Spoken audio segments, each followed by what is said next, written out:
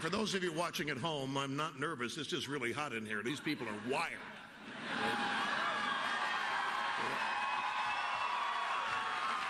Now, we got out of the 1980s recession with tax cuts. Do you know that President Obama, in 6 weeks of his administration, has proposed more spending than from the founding of the country to his inauguration? Now, this is not prosperity. It is not going to engender prosperity. It's not going to create prosperity. And it is also not going to advance or promote freedom. It's going to be just the opposite.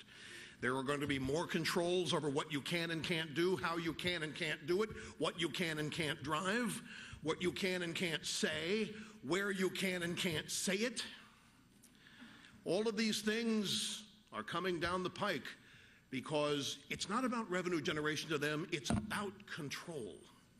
They do believe that they have compassion. They do believe they care. But see, we never are allowed to look at the results of their plans. We are told we must only look at their good intentions, their big hearts.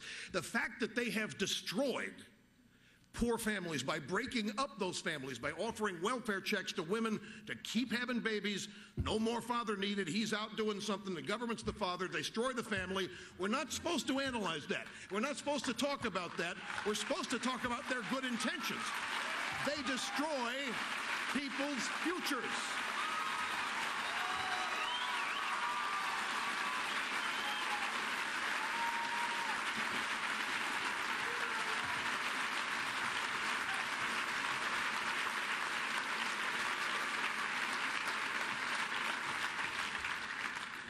Future is not big government, self-serving politicians, powerful bureaucrats. This has been tried, tested throughout history. The result has always been disaster. President Obama, your agenda is not new, it's not change, and it's not hope.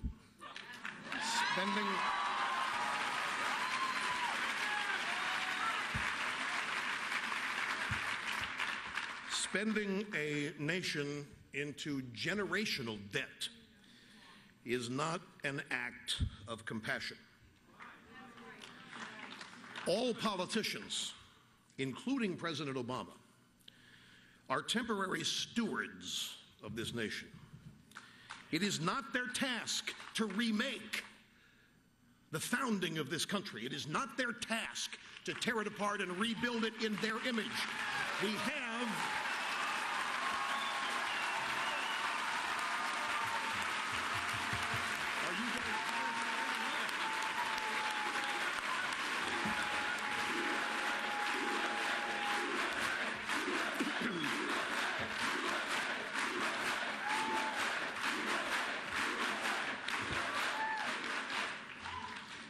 It is not their task, it is not their right to remake this nation to accommodate their psychology. I sometimes wonder if liberalism is not just a psychosis or a psychology, not an ideology.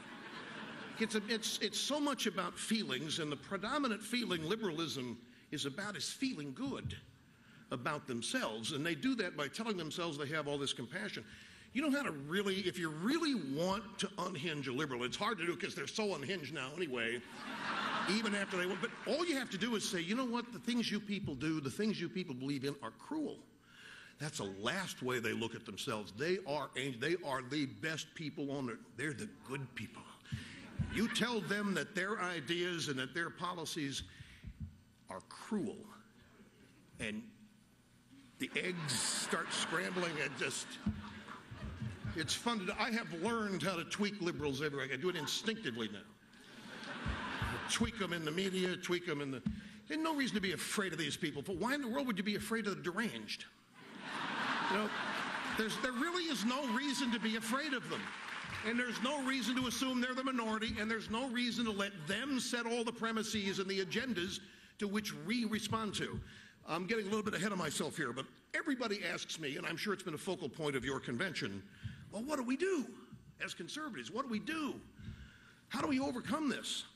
Well, the one thing and there are many, but one thing that we can all do is stop assuming that the way to beat them is with better policy ideas right now. I don't want to name any names, it's not the point, but I talk to people about the Obama budget or the Obama porculus bill or the Obama whatever the hell next, TARP 2, whatever it's going to be. And they start talking to me in the terms of process and policy. You know, and I say, stop it. We're not, what do you mean? Who's setting the process? Who's setting the policy? They are. You want to tweak it? You want to, no, this is philosophy, folks. This guy, I forgot to, this guy in the focus group after Bobby Jindal said, oh, God, I didn't want to hear him talk. He says, Republicans and Democrats, Republicans and Democrats. Ladies and gentlemen of the United States of America, that's exactly what your future is about. Who wins, Republicans or Democrats, conservatives versus liberals? The notion of partisanship, false premise. Partisanship, let me define bipartisanship for you first. Bipartisanship, because everybody seems to go orgasmic over the concept of bipartisanship. Don't worry, I checked with Fox, that word's okay. Remember,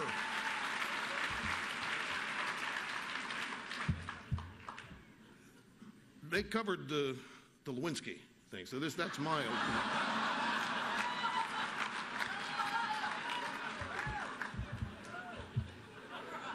Bipartisanship occurs only after one other result, and that is victory. In other words, let's say, as conservatives, liberals demand that we be bipartisan with them in Congress.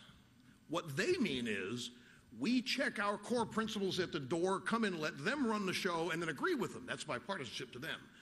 To us, bipartisanship is them being forced to agree with us after we have politically cleaned their clocks and beaten them. And that has to be what we're focused on.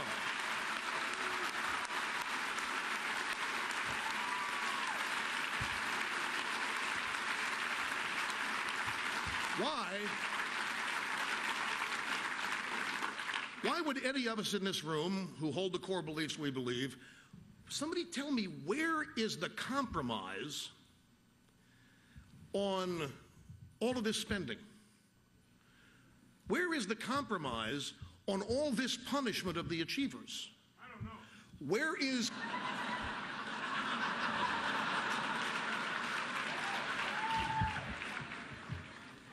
Where is the compromise between good and evil? Should Jesus have cut a different deal? Well, no, seriously, from a standpoint of what we have to do, folks, this is not about taking a policy or a process that the Democrats have put forward and fighting over it around the edges. If we're going to convince the minds and hearts of the American people that what's about to happen to them is as disastrous as anything in their lives in peacetime, we're going to have to discuss philosophy with it. We are going to have to talk about principle, because our principles are not present in what's happening here. So where the hell do we go to compromise what we believe in when our principles are not there? Principles are just the opposite of what is happening. The American people, it's a tough challenge.